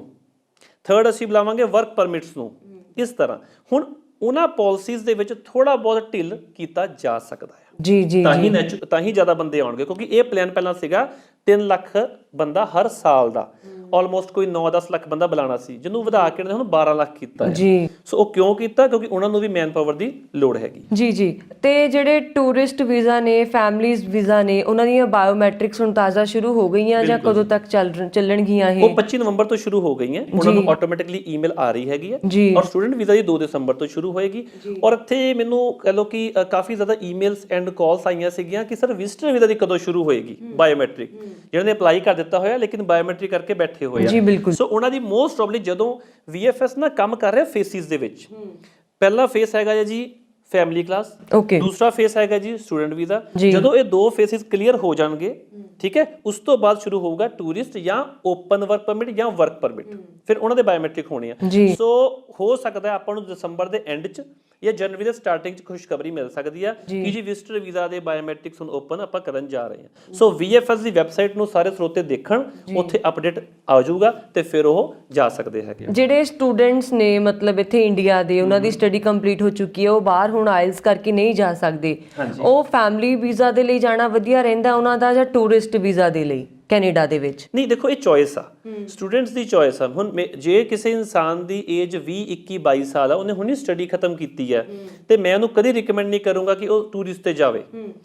ਕਿਉਂ? ਆਪਣੀ ਪ੍ਰੋਫਾਈਲ ਦੇ ਹਿਸਾਬ ਨਾਲ ਚੱਲਦੇ। ਉਹਦੀ ਪ੍ਰੋਫਾਈਲ ਕੀ ਕਹਿੰਦੀ ਹੈ ਕਿ ਉਹਨੇ ਪੜ੍ਹਾਈ ਖਤਮ ਕੀਤੀ ਆ, ਉਸ ਤੋਂ ਬਾਅਦ ਹਾਇਰ ਐਜੂਕੇਸ਼ਨ ਲਈ ਜਾਣਾ ਆ, ਤਾਂ ਵੀਜ਼ਾ ਆਫਿਸਰ ਕੋਲ ਜਦੋਂ ਫਾਈਲ ਜਾਂਦੀ ਉਹਨੂੰ ਅਸੈਸ ਕਰਦਾ ਹੈ ਕਿ ਇਹਦੇ ਪੁਰਾਣੇ ਮਾਰਕਸ ਕਿੰਨੇ ਸੀਗੇ, ਇਹਦੇ IELTS ਸਕੋਰ ਕਿੰਨੇ ਆ, ਇਹਦਾ ਜਿਹੜਾ ਚੂਜ਼ ਕਰਨ ਵਾਲਾ ਕੋਰਸ ਹੈਗਾ ਆ ਉਹ ਕੋਰਸ ਕਿਹੜਾ ਹੈਗਾ ਆ, ਔਰ ਇਹਨੇ ਉਸ ਤੋਂ ਬਾਅਦ ਕੀ ਕਰਨਾ ਹੈ। ਅਗਰ ਉਹ ਸਾਰੀ ਚੀਜ਼ਾਂ ਲੜੀਸਾਰ ਬਹੁਤ ਵਧੀਆ ਬਣੀਆਂ ਹੋਈਆਂ ਤੇ ਵੀਜ਼ਾ ਗ੍ਰਾਂਟ ਹੋ ਸਕਦਾ ਹੈ। ਬਟ ਟੂਰਿਸਟ ਵੀਜ਼ਾ ਮੈਂ ਰਿਕਮੈਂਡ ਨਹੀਂ ਕਰੂੰਗਾ। ਟੂਰਿਸਟ ਵੀਜ਼ਾ ਮੈਂ ਉਸ ਇਨਸਾਨ ਨੂੰ ਰਿਕਮੈਂਡ ਕਰਦਾ ਹਾਂ ਜਿਹਦੀ ਕੀ ਟਰੈਵਲ ਹਿਸਟਰੀ ਥੋੜੀ ਬਹੁਤ 1-2 ਕੰਟਰੀ ਬਣੀ ਹੋਵੇ, ਇੱਥੇ ਕੋਈ ਕੰਮ ਕਰਦਾ ਹੋਵੇ, ਸੈਲਰੀ ਆ ਰਹੀ ਹੋਵੇ ਜਾਂ ਬਿਜ਼ਨਸ ਹੋਵੇ, ਅੱਛਾ ਖਾਸਾ ਬੈਂਕ ਬੈਲੈਂਸ 5-6 ਲੱਖ ਰੁਪਏ ਹੋਵੇ, ਉਹ ਬੰਦਾ ਅਪਲਾਈ ਕਰਕੇ ਆਪਣਾ ਰਿਸਕ ਲੈ ਸਕਦਾ, ਬਿਕੋਜ਼ ਇਟਸ ਅ ਰਿਸਕ। ਕੋਈ ਕਨਫਰਮ ਨਹੀਂ ਹੁੰਦਾ। ਤੁਸੀਂ ਕਿੰਨੀਆਂ ਐਡਸ ਦੇਖਦੇ ਲਿਖਿਆ ਹੁੰਦਾ 100% ਗਾਰੰਟੀ ਜੀ ਵੀਜ਼ਾ ਮਿਲੇਗਾ, ਦੈਟਸ ਟੋਟਲੀ ਹੋਪਲੈਸ। ਉਹ ਟੋਟਲੀ ਧੋਖਾ ਹੁੰਦਾ। ਉਹਨਾਂ ਚੀਜ਼ਾਂ ਤੋਂ ਸਾਡੇ ਬੰਦਿਆਂ ਨੂੰ ਬਚਣ ਦੀ ਬਹੁਤ ਲੋੜ ਹੈ ਜੀ। ਬਿਲਕੁਲ ਜਾਣ ਦਾ ਜਿਹੜਾ ਨਵੇਂ ਸਾਲ ਤੇ ਚਾਹ ਬਹੁਤ ਜ਼ਿਆਦਾ ਲੋਕਾਂ 'ਚ ਵੱਧ ਚੁੱਕਿਆ ਹੈ। ਯੂਕੇ ਨੂੰ ਲੈ ਕੇ ਕੀ ਅਪਡੇਟਸ ਨੇ ਵੀਜ਼ਾ ਦੇ ਵਿੱਚ? ਯੂਕੇ ਨੇ ਸਭ ਤੋਂ ਪਹਿਲੀ ਗੱਲ ਤਾਂ ਇਹ ਕਿ ਪੰਜਾਬੀਆਂ ਨੂੰ ਐਤਕੀ ਬਹੁਤ ਖੁਸ਼ ਕੀਤਾ, ਕਿਉਂਕਿ ਕਿਸੇ ਵੀ ਕੰਟਰੀ ਨੇ ਵੀਜ਼ਾ ਦੇਣਾ ਸ਼ੁਰੂ ਨਹੀਂ ਕੀਤਾ ਸੀ। ਯੂਕੇ ਨੇ ਸਭ ਤੋਂ ਪਹਿਲਾਂ ਪਹਿਲ ਕੀਤੀ ਸੀ ਜੀ। 6 ਜੁਲਾਈ ਨੂੰ VFS ਇਹਨਾਂ ਨੇ ਸਭ ਤੋਂ ਪਹਿਲਾਂ ਓਪਨ ਕੀਤੀ ਸੀਗੀ, ਔਰ ਇਹਨਾਂ ਨੇ ਕਿਹਾ ਸੀ ਕਿ ਸਾਰੇ ਤਰ੍ਹਾਂ ਦੀ ਐਪਲੀਕੇਸ਼ਨਸ ਅਸੀਂ ਐਕਸੈਪਟ ਕਰਾਂਗੇ, ਵਿਜ਼ਟਰ ਵਾਲੀ ਵੀ, ਸਟੂਡੈਂਟ ਵਾਲੀ ਵੀ, ਹਰ ਤਰ੍ਹਾਂ ਦੀ, ਔਰ ਇਹਨਾਂ ਨੇ ਕੀਤੀ ਵੀ, ਔਰ ਵੀਜ਼ੇ ਵੀ ਇਹਨਾਂ ਨੇ ਦਿੱਤੇ, ਔਰ ਹੁਣ ਵੀ ਵੀਜ਼ੇ ਲੱਗ ਰਹੇ ਨੇ। ਬਟ ਜਿਹੜੀ ਇੱਕ ਚੀਜ਼ ਮੈਂ ਇੱਥੇ ਮੈਂਸ਼ਨ ਕਰਨਾ ਚਾਹੂੰਗਾ ਕਿ ਕੁਝ ਇਹ ਐਡ ਦੇ ਰਹੇ ਨੇ ਔਰ ਕਾਫੀ ਜਗ੍ਹਾ ਹਰ ਪ੍ਰਮੋਟ ਕਰ ਰਹੇ ਨੇ ਕਿ ਨਵਾਂ ਸਾਲ ਮਨਾਓ ਜਾ ਕੇ ਜੀ ਤੁਸੀਂ ਯੂਕੇ 'ਚ ਜੀ। ਔਰ ਕੁਝ ਲੋਕੀ ਰਿਫਿਊਜ਼ ਹੋ ਕੇ ਜਦੋਂ ਮੇਰੇ ਕੋਲ ਆਉਂਦੇ ਨੇ ਕਿ ਸਰ ਆਪਾਂ ਰਿਫਿਊਜ਼ ਹੋ ਕੇ, ਮੈਂ ਜਦੋਂ ਲੈਟਰ ਪੜ੍ਹਦਾ ਆ, ਦੇਖਦਾ ਕਿ ਕੀ ਲਿਖਿਆ ਸੀ ਕੰਸਲਟੈਂਟ ਨੇ, ਉਹ 'ਚ ਲਿਖਿਆ ਸੀ ਕਿ ਮੈਂ ਨਵਾਂ ਸਾਲ ਮਨਾਉਂਗਾ, ਇੱਥੇ ਘੁੰਮੂੰਗਾ। ਹੁਣ ਗੱਲ ਇੱਥੇ ਫਿਰ ਆ ਗਈ ਆ ਅਵੇਅਰਨੈਸ ਦੀ। ਕਿੰਨੇ ਕੰਸਲਟੈਂਟ ਹੀ ਅਵੇਅਰ ਨਹੀਂ ਹੈਗੇ ਇਸ ਟੌਪਿਕ ਤੋਂ ਕਿ ਲੰਡਨ ਦੇ ਮੇਅਰ ਨੇ ਇਹ ਕਹਿ ਚੁੱਕਾ ਆ ਕਿ ਨਵੇਂ ਸਾਲ ਇਤਕੀ ਨਹੀਂ ਮਨਾਇਆ ਜਾਊਗਾ ਯੂਕੇ 'ਚ ਜੀ। New year celebrations has been cancelled. ਉਹ ਕੈਂਸਲ ਕਰ ਚੁੱਕੇ ਹੋਏ ਆ, ਔਰ ਇਹ ਅਕਤੂਬਰ ਦੀ ਖਬਰ ਆ ਘੱਟੋ ਘੱਟ ਜੀ। ਪਰ ਫਿਰ ਵੀ ਹੁਣ ਗੱਲ ਉਹੀ ਆ ਗਈ, ਤੁਸੀਂ ਜੋ ਪਹਿਲਾਂ ਪੁੱਛੀ ਸੀ ਕਿ ਜਨਤਾ ਕਿੱਦਾਂ ਅਵੇਅਰ ਹੋਵੇ। ਹੁਣ ਮੈਂ ਕਿੱਥੋਂ ਪੜ੍ਹਦਾ ਇਹ ਸਭ ਚੀਜ਼ਾਂ? ਆਫੀਸ਼ੀਅਲ ਵੈਬਸਾਈਟਸ ਤੋਂ ਜੀ, ਠੀਕ ਹੈ। ਉਹਨਾਂ ਦੇ ਬਲੌਗਸ ਬਣੇ ਹੋਏ ਆ। ਹੁਣ ਉੱਥੋਂ ਪੜ੍ਹ ਕੇ ਹੁਣ ਜਿਹੜੇ ਲੋਕੀ ਮੇਰੇ ਕੋਲ ਆਉਂਦੇ, ਮੈਂ ਉਹਨੂੰ ਸਾਫ਼-ਸਾਫ਼ ਕਹਿੰਦਾ ਹੁੰਦਾ, ਸਰ ਨਵੇਂ ਸਾਲ ਤੇ ਨਹੀਂ ਲਗਾਣੀ। ਤੁਹਾਡਾ ਉੱਥੇ ਕੋਈ ਰਿਲੇਟਿਵ ਹੈਗਾ ਆ, ਕੋਈ ਦੋਸਤ ਹੈਗਾ, ਕੋਈ ਸਪਾਂਸਰਸ਼ਿਪ ਚਾਹੇ ਮੰਗਾ ਲਓ, ਇਨਵੀਟੇਸ਼ਨ ਲੈਟਰ ਮੰਗਵਾ ਲਓ, ਆਪਾਂ ਉਸ ਆਧਾਰ ਤੇ ਲਗਾ ਸਕਦੇ। ਜਾਂ ਆਪਾਂ ਇਹ ਕਹਿ ਸਕਦੇ ਹਾਂ ਕਿ ਮੈਂ ਜਨਵਰੀ ਫਰਵਰੀ ਦੇ ਵਿੱਚ ਘੁੰਮਣ ਜਾਣਾ ਜੀ। 2 ਚੀਜ਼ਾਂ। ਬਟ ਨਵਾਂ ਸਾਲ ਜਿਹੜੀ ਚੀਜ਼ ਕੈਂਸਲ ਹੋ ਚੁੱਕੀ ਆ, ਆਪਾਂ ਉਹਨੂੰ ਉਹਦੀ ਫਾਈਲ ਲਾਈ ਜਾਂਦੇ ਕਿੱਦਾਂ ਬਣਾ ਲਵਾਂਗੇ ਜੀ। ਬਿਲਕੁਲ ਬਿਲਕੁਲ। ਇੱਥੇ ਅਵੇਅਰਨੈਸ ਜਾਂ ਅਨਪੜਤਾ ਕਿਹਦੀ ਹੈਗੀ? ਕੰਸਲਟੈਂਟ ਦੀ। ਜਾਂ ਤਾਂ ਉਹ ਪੈਸੇ ਲਈ ਕਰ ਰਿਹਾ ਤੇ ਕਸਟਮਰ ਨੂੰ ਧੋਖੇ 'ਚ ਰੱਖਦਾ ਪਿਆ, ਤੇ ਜਾਂ ਉਹਨੂੰ ਪਤਾ ਹੀ ਨਹੀਂ ਆ ਇਸ ਬਾਰੇ, ਅਪਡੇਟ ਨਹੀਂ ਹੈਗਾ। ਸੋ ਫਸਟ ਆਫ ਆਲ ਜਿਹਨੇ ਵੀ ਫਾਈਲ ਲਗਾਣੀ ਆ ਨਵੇਂ ਸਾਲ ਤੇ ਹੁਣ ਫਾਈਲ ਪਲੀਜ਼ ਨਾ ਲਗਾਈਓ ਆਪਣੀ। ਹਾਂ, ਯੂਕੇ ਦੀ ਆਪਣੀ ਫਾਈਲ 'ਚ ਨਾ ਲਿਖਿਓ ਕਿ ਮੈਂ ਜੀ ਯੂਕੇ 'ਚ ਨਵਾਂ ਸਾਲ ਮਨਾਉਣ ਜਾਣਾ। ਤੁਹਾਡੀ ਫਾਈਲ 90% ਰਿਫਿਊਜ਼ ਹੋ ਸਕਦੀ। ਦੂਸਰੀ ਅਪਡੇਟ ਜੋ ਲੇਟੈਸਟ ਅਪਡੇਟ ਯੂਕੇ ਤੋਂ ਆਈ ਹੈ ਉਹ ਇਹ ਆਈ ਜੀ। ਪਹਿਲਾਂ ਉੱਥੇ ਹੁੰਦਾ ਸੀ 14 ਡੇਜ਼ ਕੁਆਰੰਟੀਨ, ਸਭ ਨੂੰ ਪਤਾ ਹੈ ਕਿ ਤੁਸੀਂ ਜਾ ਕੇ ਉੱਥੇ ਇਕੱਲੇ ਸੈਲਫ ਆਈਸੋਲੇਟ ਆਪਣੇ ਆਪ ਨੂੰ ਕਰਨਾ ਸੀਗਾ 14 ਦਿਨ ਵਾਸਤੇ ਜੀ। ਬਟ ਹੁਣ ਜਦੋਂ ਕ੍ਰਿਸਮਸ ਆ ਗਿਆ ਤੇ ਹੁਣ ਉੱਥੇ ਲੋਕਾਂ ਨੇ ਤਾਂ ਘੁੰਮਣਾ ਹੀ ਆ, ਯੂਰਪ ਤੋਂ ਵੀ ਲੋਕਾਂ ਨੇ ਆਉਣਾ ਘੁੰਮਣ ਵਾਸਤੇ। ਉਹਨਾਂ ਵਾਸਤੇ ਉਹਨਾਂ ਨੇ ਕੀ ਕੀਤਾ ਕਿ ਤੁਸੀਂ 5 ਡੇਜ਼ ਕੁਆਰੰਟੀਨ ਕਰੋ ਔਰ 5th ਡੇ ਆਪਣਾ ਤੁਸੀਂ COVID-19 ਟੈਸਟ ਦਿਓ, ਠੀਕ ਹੈ। ਅਗਰ ਤੁਸੀਂ ਟੈਸਟ 'ਚ ਓਕੇ ਹੋ ਜਾਂਦੇ ਆ ਤਾਂ ਦੈਨ ਤੁਹਾਡਾ ਸੈਲਫ ਆਈਸੋਲੇਟ ਵਾਲਾ ਬਾਕੀ ਪੀਰੀਅਡ ਖਤਮ, ਤੁਸੀਂ ਆਰਾਮ ਨਾਲ ਇੰਜੋਏ ਕਰੋ, ਯੂਕੇ ਘੁੰਮੋ ਤੇ ਆਪਣੇ ਕੰਟਰੀ ਵਾਪਸ। ਤੇ ਜੇ ਕਿਸੇ ਦਾ ਇੱਥੇ ਕਰੋਨਾ ਟੈਸਟ ਹੋਇਆ ਹੋਵੇ ਫਿਰ ਵੀ ਉਹਨੂੰ ਉੱਥੇ ਦੁਬਾਰਾ ਦੇਣਾ ਪਏਗਾ? ਬਿਲਕੁਲ, ਪਹਿਲਾਂ ਇੱਥੇ ਹੋਣਾ ਆ, ਫਿਰ ਉੱਥੇ ਜਾ ਕੇ ਤੁਸੀਂ 5 ਡੇਜ਼ ਕੁਆਰੰਟੀਨ ਕਰਨਾ, ਸੈਲਫ ਆਈਸੋਲੇਟ ਆਪਣਾ ਕਿਸੇ ਹੋਟਲ ਦੇ ਵਿੱਚ ਜਾਂ ਬੰਦ ਕਮਰੇ 'ਚ।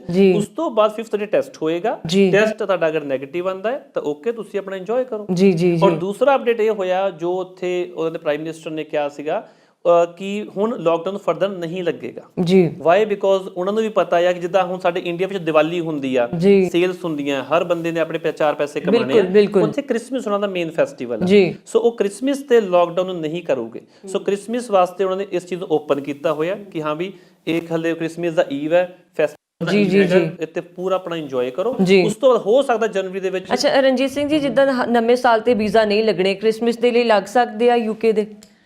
ਇਹ ਬਹੁਤ ਇੱਕ ਡਿਫਰੈਂਟ ਟੌਪਿਕ ਚਲੇ ਜਾਏਗਾ। ਇਹਦੇ ਵਿੱਚ ਤੁਹਾਨੂੰ ਮੈਂ ਇੱਕ ਹਲਕੀ ਜਿਹੀ ਗੱਲ ਦੱਸ ਦਿੰਦਾ ਕਿ ਕ੍ਰਿਸਮਸ ਸਾਡਾ ਫੈਸਟੀਵਲ ਨਹੀਂ ਆ, ਪਹਿਲੀ ਗੱਲ, ਠੀਕ ਹੈ। ਉਹਨਾਂ ਨੂੰ ਵੀ ਪਤਾ ਹੁੰਦਾ ਕਿ ਇਹ ਇੱਕ ਬਹਾਨਾ ਬਣਾ ਕੇ ਆਉਂਦੇ ਪਏ ਆ।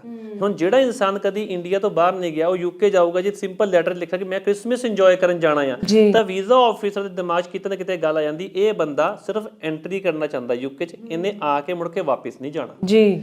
ਦੂਸਰੀ ਗੱਲ, ਸਪੋਜ਼ ਕਰੋ ਰੱਬ ਨਾ ਕਰੇ ਤੁਹਾਡਾ ਵੀਜ਼ਾ ਰਿਫਿਊਜ਼ ਹੋ ਗਿਆ, ਤੁਹਾਡੇ ਕੋਲ ਅਗਲਾ ਬਹਾਨਾ ਕੀ ਮੁੜ ਕੇ?